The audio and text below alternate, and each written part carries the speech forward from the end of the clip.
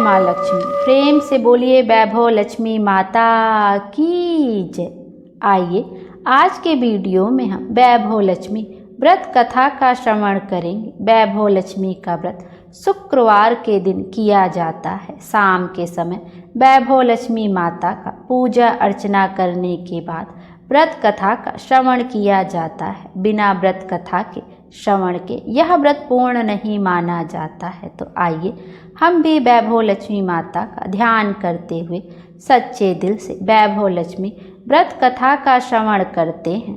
आइए सबसे पहले माता लक्ष्मी के सभी रूपों का ध्यान करते हैं, उसके उपरांत कथा का श्रवण करेंगे। प्रेम से बोलिए जय धन लक्ष्मी माँ।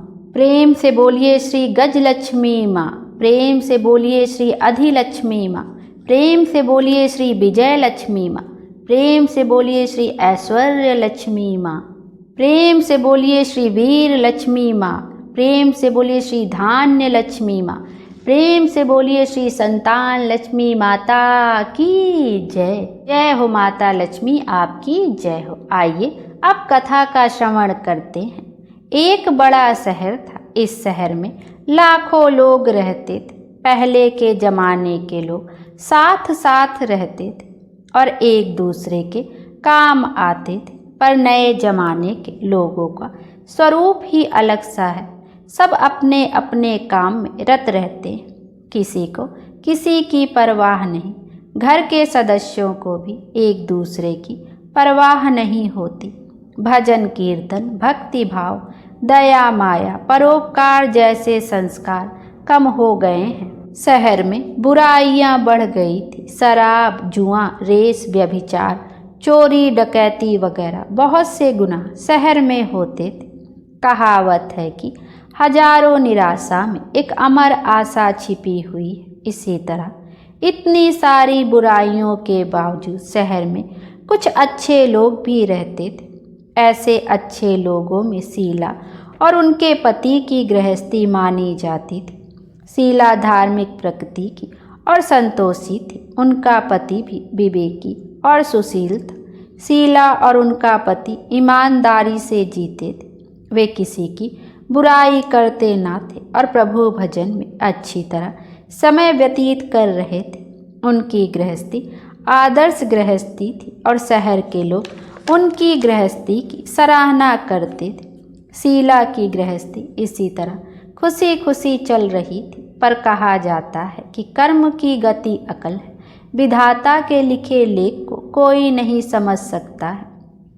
इंसान का नसीब पल भर में राजा को रंक बना देता है और रंक को राजा। शीला के पति के अगले जन्म के कर्म भोगने बाकी रह गए होंगे कि वह बुरे लोगों से दोस्ती कर बैठा। वह जल्द से जल्द करोड़पति होने के ख्वाब देखने लगा। इसलिए वह गलत रास्ते पर चढ़ गया और करोड़पति के बजाय रोडपति बन गया। यानी रास्ते पर भटकते भिखारी जैसी उसकी हालत हो गई थी। शहर में शराब, जुआ, रेस, चरस, गांजा वगैरह बदियां फैली हुई थी। उसमें शीला का पति भी फंस गया।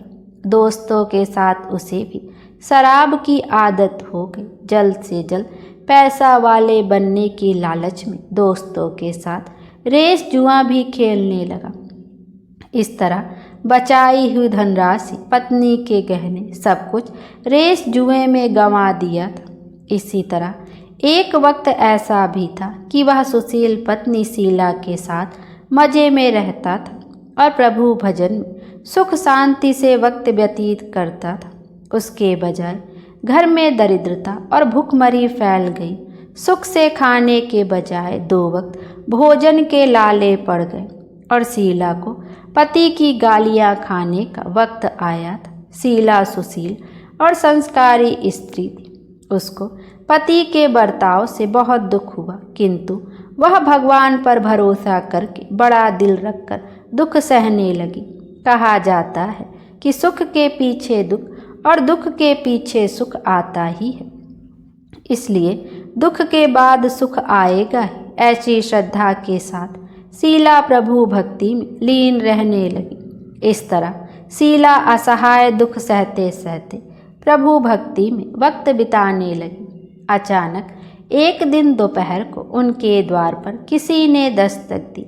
शीला सोच में पड़ गई कि मुझ जैसे गरीब के घर इस वक्त कौन आया होगा। फिर भी द्वार पर आए हुए अतिथि का आदर करना चाहिए, ऐसे आर्य धर्म के संस्कार वाली शीला ने खड़े होकर द्वार खोला। देखा तो सामने एक माजी खड़ी थी। वे बड़ी उम्र की लगती थी, किंतु उनके चेहरे पर अलौकिक तेज निखर रहा था। उनकी आंखों में से मानो अमृत बह रहा था। उनका भव्य चेहरा करुणा और प्यार में छलकता था। उनको देखते ही शीला के मन में अपार शांति छा गई। वैसे शीला इस माँ जी को पहचानती ना थी, फिर भी उनको देखकर शीला के रोम रोम में आनंद छा गया। शीला माँ जी को आदर के साथ घर में ले आई। घर में बिठाने के लिए कुछ भी नहीं था, अतः शीला ने सकुचाकर एक फटी हुई चादर पर उनको बिठाया। माँ जी ने कहा, क्यों शीला, मुझे पहचाना नहीं? शीला ने सकुचाकर कहा, माँ, आपको देखते ही बहुत खुशी हो रही है, बहुत शांति हो रही। ऐसा लगता है कि मैं बहुत दिनों से जिसे ढूंढ रही थी वे आप ही हैं, पर मैं आपको पहचान नहीं पाई। माँ जी ने हंसकर कहा, क्यों भूल गई?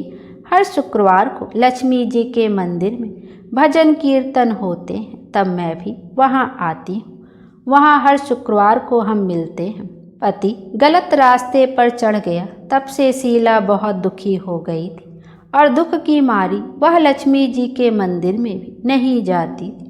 बाहर के लोगों के साथ नज़र मिलाते भी उसे शर्म लगती थी। उसने याददाश्त पर जोर दिया, पर यह माँ जी याद नहीं आ रहे थे। तभी माँ जी ने कहा, तू लक्ष्मी जी के मंदिर में कितने मधुर भजन गाती थी, अभी अभी तो दिखाई नहीं देती थी। इसलिए मुझे हुआ कि तू क्यों नहीं आती है, कहीं बीमार तो नहीं हो गई है ना? ऐसा सोचकर मैं तुझे मिलने चली आई हूँ। माँ जी के अति प्रेम भरे शब्दों से शीला का हृदय पिघल गया। उसकी आंखों में आंसू आ गए। माँ जी के सामने वह बिलख बिलख कर रोने लगी। यह देखकर माँ जी शीला के नज़दीक सरके और उसकी सिसकती पीठ पर प्यार भरा हाथ फेर कर सांत्वना देने लगी। माँ जी ने कहा, बेटी, सुख और दुख तो धूप और छाँव जैसे होते हैं। सुख के पीछे दुख आता है और दुख के पीछे सुख भी आता है। धैर्य रखो बेटी। और तुझे क्या परेशानी है? तेरे दुख की बात मुझे सुना, तेरा मन भी हल्का हो जाएगा और तेरे दुख का कोई उपाय भी मिल जाएगा। माँ जी की बात सुनकर शीला के मन को शांति मिली। उसने माँ जी को कहा, माँ, मेरी गृहस्थी में भरपूर सुख और खुशियाँ थी। मेरे पति भी सुशील थे। भगवान की कृपा से पैसे की बात में भी हमें संतोष था। हम शांति से गृहस्थी चलाते, ईश्वर भक्ति में अपना वक्त व्यतीत करते थे। यकायक हमारा भाग्य हमसे रूठ गया। मेरे पति को बुरी दोस्ती हो गई।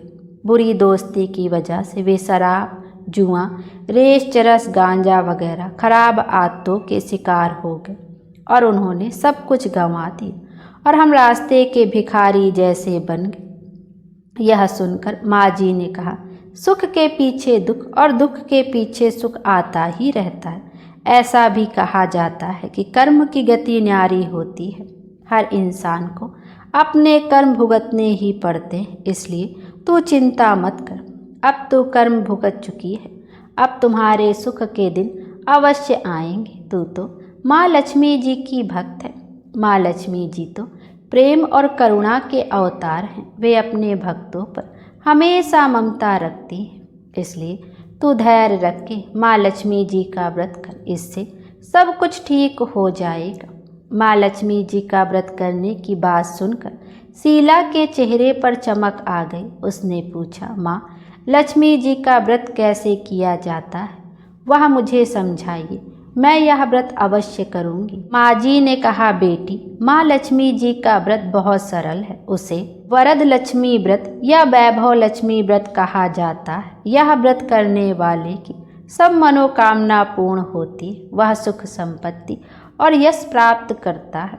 ऐसा कहकर माँ जी वैभव लक्ष्मी व्रत की विधि कहने लगी। बेटी, वैभव लक्ष्मी व्रत वैसे तो सीधा साधा व्रत है, किंतु कई लोग यह व्रत गलत तरीके से करते हैं, अतः उसका फल नहीं मिलता। कई लोग कहते हैं कि सोने के गहने की हल्दी कुमकुम से पूजा करो, बस हो गया। पर ऐसा नहीं है। कोई भी व्रत शास्त्रीय विधि पूर्वक करना चाहिए, तभी उसका फल मिलता है। सिर्फ सोने के गहने की पूजा करने से फल मिल जाता हो तो सभी आज लखपति बन गए होते। सच्ची बात यह है कि सोने के गहनों का विधि पूजन करना चाहिए। व्रत की उद्यापन विधि भी शास्त्रीय विधि मुताबिक करनी चाहिए, तभी यह वैभव लक्ष्मी व्रत फल देता है। यह व्रत शुक्रवार को करना चाहिए। सुबह में स्नान करके स्वच्छ कपड़े पहनो और सारा दिन मन में जय माँ लक्ष्मी का रटन करते रहो। किसी की चुगली नहीं करनी चाहिए। शाम को पूर्व दिशा में मुख रख सके इसी तरह आसन पर बैठ जाओ। सामने पाटा रखकर उसके ऊपर रुमाल रखो। रुमाल पर चावल का छोटा सा ढेर करो। उस ढेर पर पानी से भरा तांबे का कलश रखकर कलश पर एक कटोरी रखो। उस कटोरी में एक सोने का गहना रखो। सोने का ना हो तो चांदी का भी चलेगा, चांदी का ना हो तो नगद रुपया भी चलेगा। बाद में घी का दीपक जलाकर धूप बत्ती सुलगा कर रखो। माँ लक्ष्मी जी के बहुत स्वरूप हैं और माँ लक्ष्मी जी को श्रीयंत्र अति प्रिय है, अतः वैभव लक्ष्मी में पूजन विधि करते वक्त सर्वप्रथम श्रीयंत्र और लक्ष्मी जी के विविध स्वरूपों का सच्चे दिल से दर्शन करो और माँ लक्ष्मी जी के स्तवन का पाठ करो। बाद में कटोरी में रखे हुए गहने या रुपए का हल्दी कुमकुम और चावल चढ़ाकर पूजा करो और लाल रंग का फूल चढ़ाओ। शाम को कोई मीठी चीज़ बनाकर उसका प्रसाद रखो। ना हो सके तो शक्कर या गुड़ भी चल सकता है। फिर आरती करके 11 बार सच्चे हृदय से जय माँ लक्ष्मी बोलो। बाद में 11 या 21 शुक्रवार यह व्रत करने का दृढ़ संकल्प माँ के सामने करो और आपकी जो मनोकामना हो वह पूरी करने को माँ लक्ष्मी जी को विनती करो। फिर माँ का प्रसाद बांट दो और थोड़ा प्रसाद अपने लिए रखो। अगर आप में शक्ति हो तो सारा दिन उपवास रखो और सिर्फ प्रसाद ग्रहण करते समय खाना खा लो।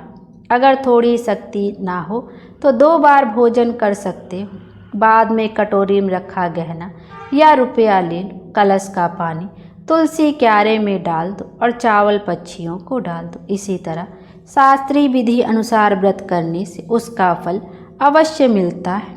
इस व्रत के प्रभाव से सब प्रकार की विपत्ति दूर होकर आदमी माला माल हो जाता है। संतान ना हो उसे संतान प्राप्ति होती है। सौभाग्यशाली स्त्री का सौभाग्य अखंड रहता है। कुंवारी लड़की को मन भावन पति मिलता है। शीला यह सुनकर आनंदित हो गई। फिर पूछा, माँ आपने वैभव लक्ष्मी व्रत की जो शास्त्रीय विधि बताई है वैसे मैं अवश्य करूँगी, किंतु इसकी उद्यापन विधि किस तरह करनी चाहिए यह भी कृपया करके सुनाइए। माँ जी ने कहा, 11 या 21 जो मन्नत मानी हो उतने शुक्रवार यह वैभव लक्ष्मी व्रत पूरी श्रद्धा और भावना से करना चाहिए। व्रत के आखिरी शुक्रवार को जो शास्त्रीय विधि अनुसार उद्यापन विधि करनी चाहिए वह मैं तुझे बताती हूँ। आखिरी शुक्रवार को खीर या नैवेद्य रखो। पूजन विधि हर शुक्रवार को करते हैं वैसी ही करनी चाहिए। पूजन विधि के बाद श्रीफल फोड़ो और कम से कम 7 कुंवारी या सौभाग्यशाली स्त्रियों को कुमकुम का तिलक करके वैभव लक्ष्मी व्रत की एक पुस्तक उपहार में देनी चाहिए और सबको खीर का प्रसाद देना चाहिए। फिर धन लक्ष्मी स्वरूप वैभव लक्ष्मी स्वरूप माँ लक्ष्मी जी को प्रणाम करें। माँ लक्ष्मी जी का यह स्वरूप वैभव देने वाला है। प्रणाम करके मन ही मन भावुकता से माँ की प्रार्थना करते वक्त कहे, हे माँ धन लक्ष्मी, हे माँ वैभव लक्ष्मी, मैंने सच्चे हृदय से आपका वैभव लक्ष्मी व्रत पूर्ण किया है, तो हे माँ हमारी जो भी आपकी मनोकामना है वह बोलो कि मनोकामना पूर्ण करो। हमारा सबका कल्याण करो। जिसे संतान ना उसे संतान देना, सौभाग्यशाली स्त्री का सौभाग्य अखंड रखना, कुंवारी लड़की को मन भावन पति देना।